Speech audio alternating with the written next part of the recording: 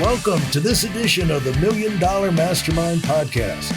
This is where we pick the brains of high achievers from all walks of life and get their hard-earned, real-world insights on winning. I'm your host, Larry Weidel.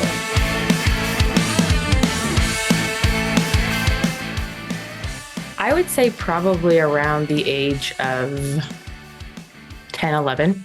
Yeah. Most people, or most, at least women, retire usually around 15 when they it's like a make it or break it kind of age, 14, 15.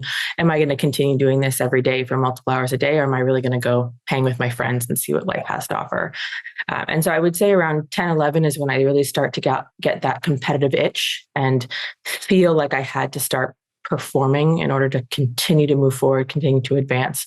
And I worked really hard for every piece of every element, every edge was something I really had to work towards. And I have had one coach that was pretty defining in my career there. And he told me one day, he said, "Kate, you're really good at a lot of things, but you're not great at one."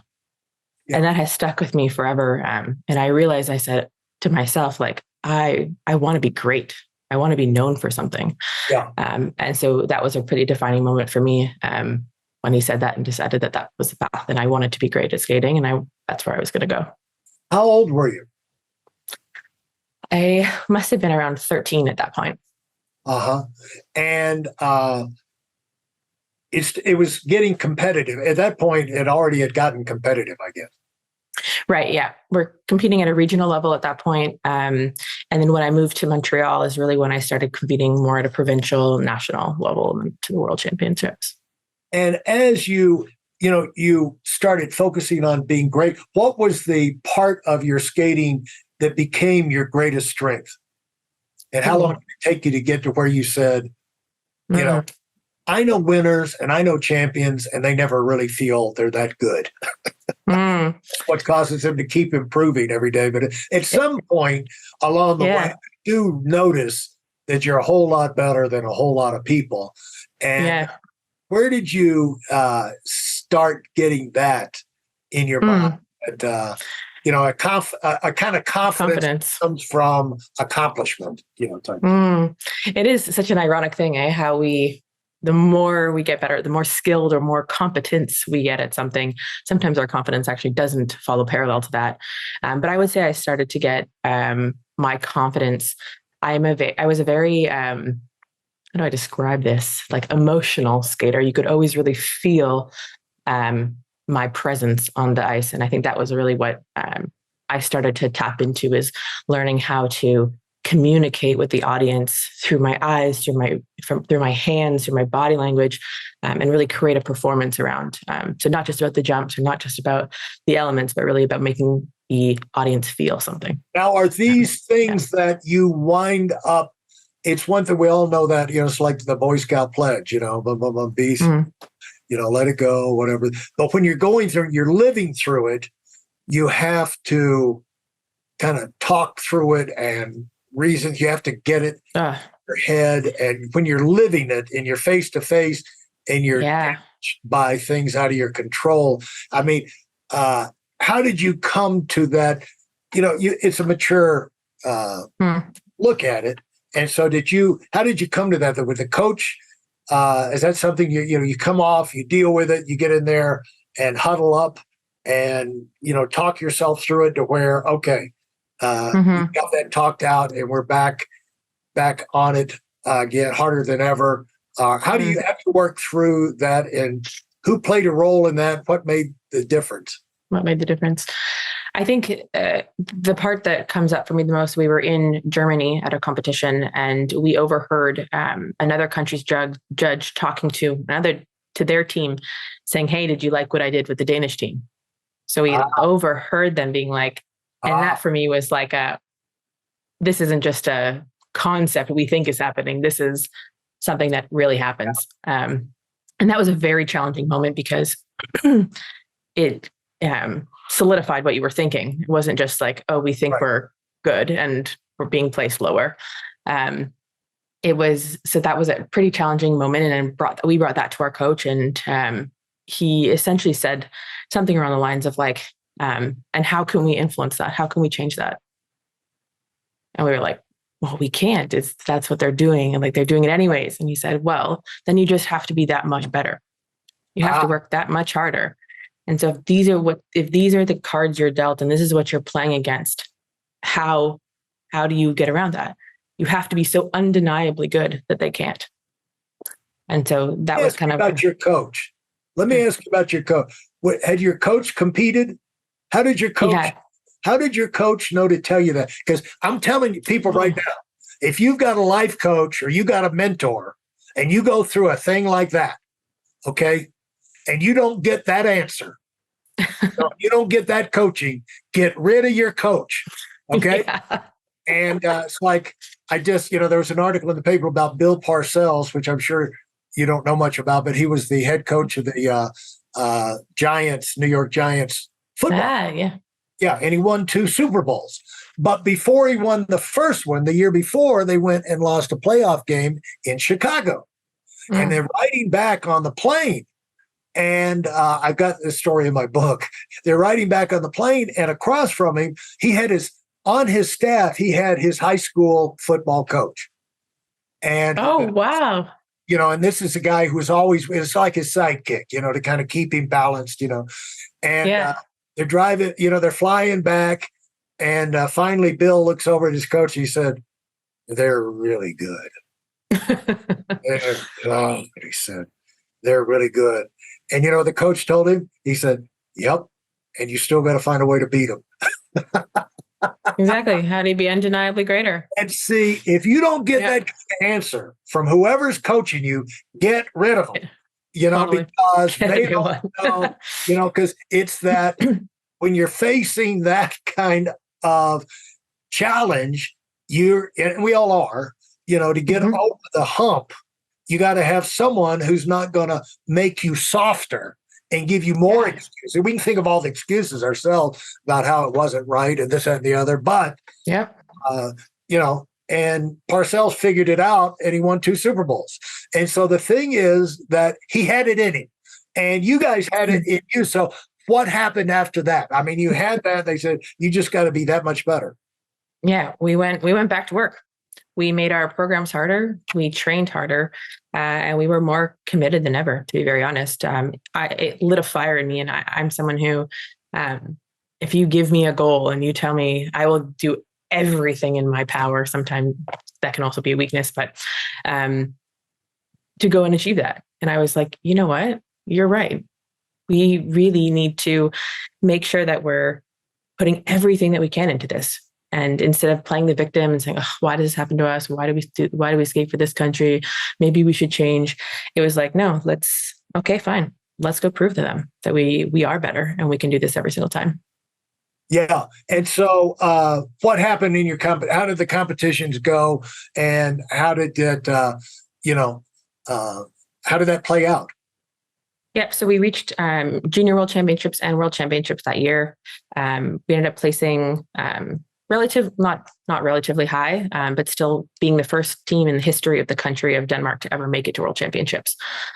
So that was a pretty phenomenal feat for us and for the country. There had never been anyone who represent Denmark at that level of sport in ice dance. And I think it actually had a lot of repercussions later for us as well, where we started actually in our visualizations prior to the competition and in our preparation, we'd almost train for adversity. So we'd imagine like what could go wrong. Okay, skates couldn't show up, bus gets delayed, or we have to take whatever the thing was. You don't have the right food at the hotel that you could, whatever the thing is. Right. Yeah. And so we would plan for that and visualize that in our minds. And so it's about not thinking about bad things, but it's thinking about what is your response in that moment to how you deal with that. What is the next right step that I can take? And so we did a lot of work on planning for that kind of adversity that could come our way. So then when it does come, you're much more equipped to deal with it. Yeah. And that reminds me of Bobby Knight, the great college basketball coach, wrote a book about it's like the power of negative thinking. Yeah. You start thinking, well, what if this went wrong? What if this went wrong? How am I going to react that, in that situation? Because things are not going to always go perfect. And so you might as For well sure. think For about sure. how did that train? How did that change, and what kind of advantage did that give you? Knowing to do that and preparing yourself like that.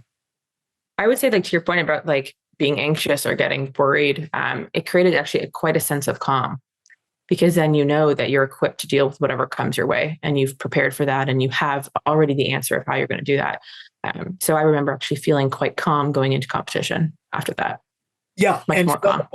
And another one of those situations is now, you've lost your athletic ability and you got to change careers. So it's like, what can I do? I've got to focus now on what I can do, because, my leg's not coming back.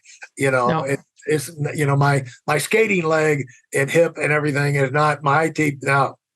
And so now what can I do? So talk about that transition. Wow. It was actually, so there is quite a sense of grief in that, because you lose an identity in that moment. Because you identify, like, hi, I'm Kate, I'm a figure skater. That was who I was. It was everything that I am and had been for the last, my whole life, essentially. And so there was a big sense of, who am I? And who do I want to be? And what else can I do in this world? And I knew when I did make that decision to retire that there was much more to life than sport. And I was very intentional about making sure that I completed that as well, knowing that, like, I had done everything that I wanted with this sport. I had reached an elite level, and learned a tremendous amount. And so I remember sitting in the fourth floor of my business school and calling my coach and telling her that this was it for me. But knowing that ultimately I wanted to do probably some sort of business or marketing or something like that. And so the transition for me was, I was very fortunate actually in one of my marketing classes, we had to do like presentations, like you do, like, this is our project. And one of the girls who was sitting in the very back of the class saw me present. And because I love to be on stage and perform, and that was my nature, she came up to me after class. She said, you need to do case competitions. So at the school that I was at, they were very, very highly ranked in international case competitions for, essentially, you competed on a business case around the world. And so what's a case competition? Yeah. So essentially you have a business, could be any sort of business. They have a problem they're trying to solve, and they bring it to a group of students to come up with the answer. And so we went to Spain, I went to Alberta, I went to a whole bunch of different ones. And so schools from all around the world come and compete at this competition to come up with the best solution to the company's problem. And the judges are the actual company who are trying to solve this problem.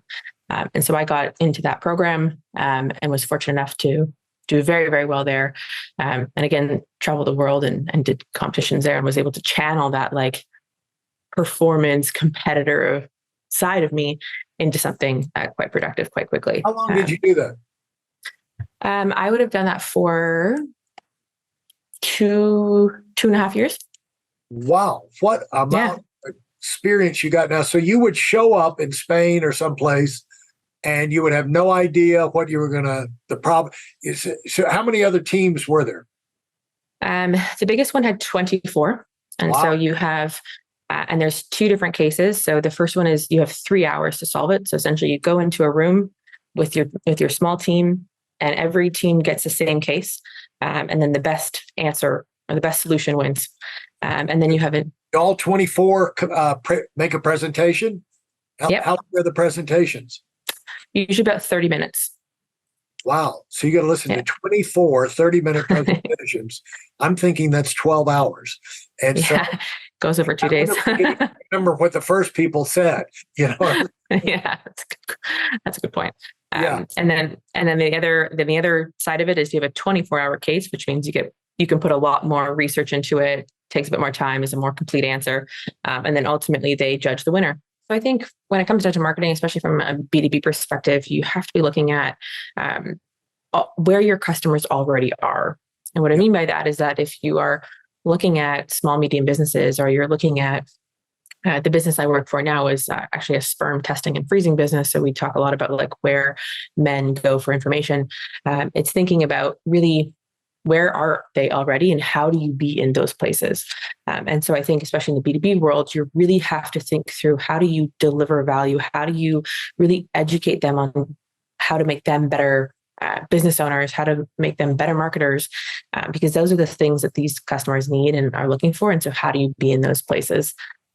So the driving of the business came a lot through digital advertising, events, heavily present online, and really making sure that we're hitting all those touch points where these people are already looking for information or going. Yeah, find out where they're already looking and make sure you're there. The intersection Exactly.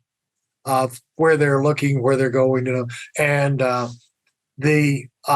so you leave this company and you go. Now, is that where you are now with Legacy? No, so there were two businesses in between that, but now I'm at a company called Legacy. Yeah.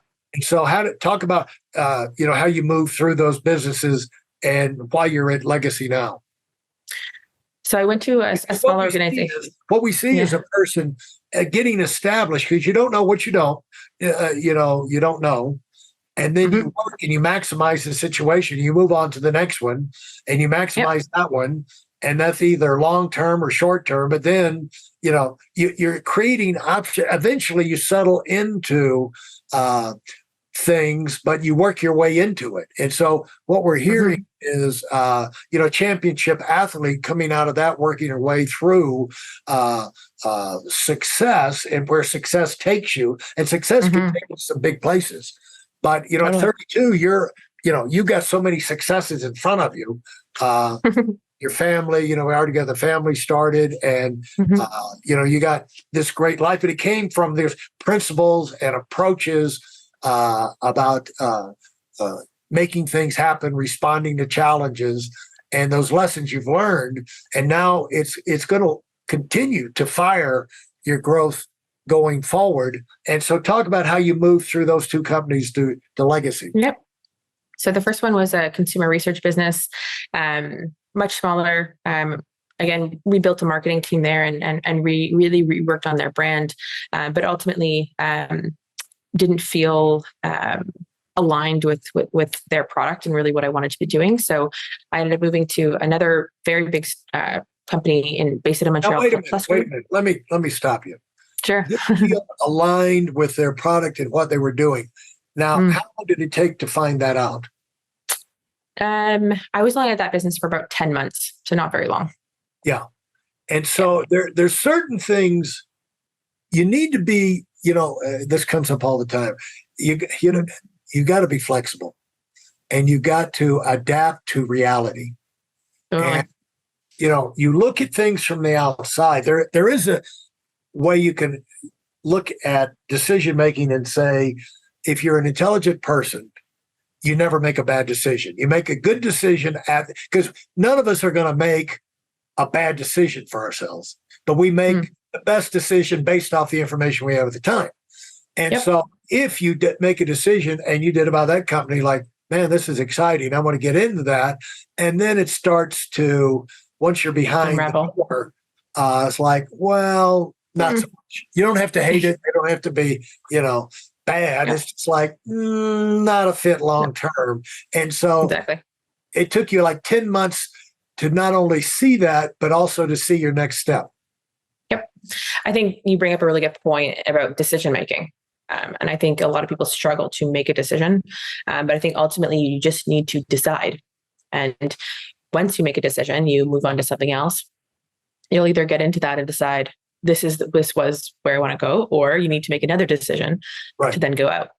And so I think it's really coming down to just making that decision. And in that, it was clear to me that wasn't where I was supposed to be long-term. And so I just decided, okay, great. Have no hard feelings. There's nothing here, just not the right fit for me. So I moved to a company called PlusGrade, which is in the ancillary revenue space for travel. And my first day was actually the first day of the pandemic. So if you can imagine, I joined a travel company in the pandemic, which was quite an experience. But ultimately, I stayed there for just over 2 years. I was their VP of product marketing. And so really helped them come up with, so I ran their entire marketing function, really focused on like, how do we brand this? How do we talk about what we do well? How do we really drive ultimately more sales for these ancillary revenue managers and the travel companies that they represent? Had a fantastic leader there. And he really was an incredible mentor to me.